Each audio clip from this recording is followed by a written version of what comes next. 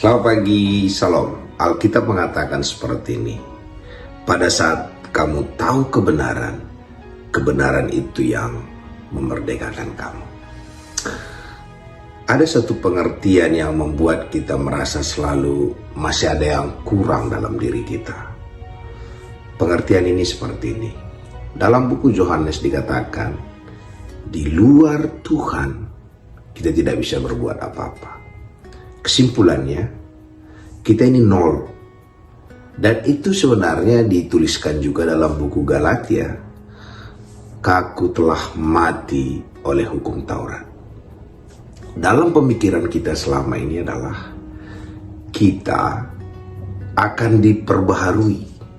Karakter kita, kekudusan kita, kebenaran kita. Kita menganggap kita akan diperbaharui. Sebenarnya konsepnya nggak begitu. Waktu kita terima Yesus, kita tidak diperbaharui, maka yang lama itu mati. Jadi yang lama itu mati, yang lama tidak diperbaharui. Maka muncullah ciptaan baru. Ciptaan baru itu apa? Yesus yang tinggal dalam diri kita. Jadi kalau dua konsep ini tidak kita pahami, maka kita akan menganggap seperti ini. Kita yang selama ini contohnya banyak kelemahan kita, maka kita mulai pengen memperbaiki kelemahan itu hari demi hari, hari demi hari, hari demi hari. Dan saudara akan lelah. Ternyata kelemahan itu dimatikan. Jadi tinggal Kristus yang tinggal. Ilustrasi sederhana begini. ATM kita itu, semua yang kita punya itu ATM. Yang dimana di ATM ini sebenarnya nol. Maka Kristus punya ATM yang unlimited. Di otak kita selama ini adalah dia akan transfer uangnya itu, kebenarannya itu ke kita. Dia akan transfer kuasanya itu ke ATM kita. Nggak begitu. ATM kita ini dinolin. Maka ATM dialah yang dipakai. Jadi karena itu bukan kebenaran kita lagi. Kebenaran dialah yang dipakai. Bukan kekuatan kita ditambahin. Kekuatan dialah yang dipakai. Kenapa? Karena kita sudah dikunci, kita telah mati. Kenapa kita harus mati? Karena dalam diri kita nggak bisa dua hidup. Maka dikatakan, namun aku hidup, bukan lagi aku. Jadi hari ini, bukan ATM kita yang diperbaharui, tapi ATM Kristus kita pakai. Kenapa kita tidak berani ngomong apa-apa? Karena kita lihat ATM kita tadi. Kebenaran kita masih kurang bagus, kekudusan kita masih kurang bagus, semua masih kurang, tidak hanya kurang, nol. Bahkan di Alkitab dikatakan bahwa kebenaran kita itu sama, kebaikan kita sama seperti kain kotor. Dan setan bilang, wah kau masih begini dan itu benar. Harusnya bilang sama setan, aku telah mati. Maka Paulus berani mengatakan seperti ini.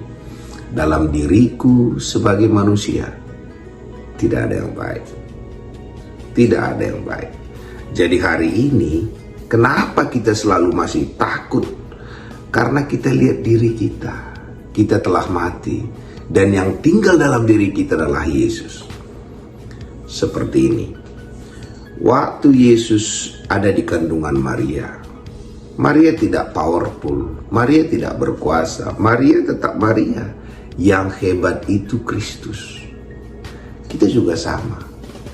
Waktu itu Yesus mengambil tubuh Maria tempatnya. Hari ini tubuh kita tempat Kristus.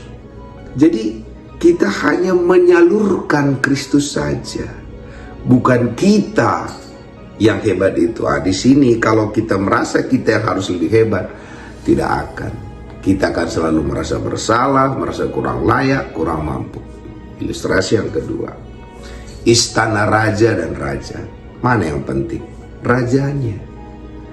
Jadi kalau rajanya nggak di situ, istana tak berguna. Dan yang memperbaiki istana itu adalah raja sendiri. Jadi hari ini berhenti isi ATM kita itu, pakai ATM Tuhan.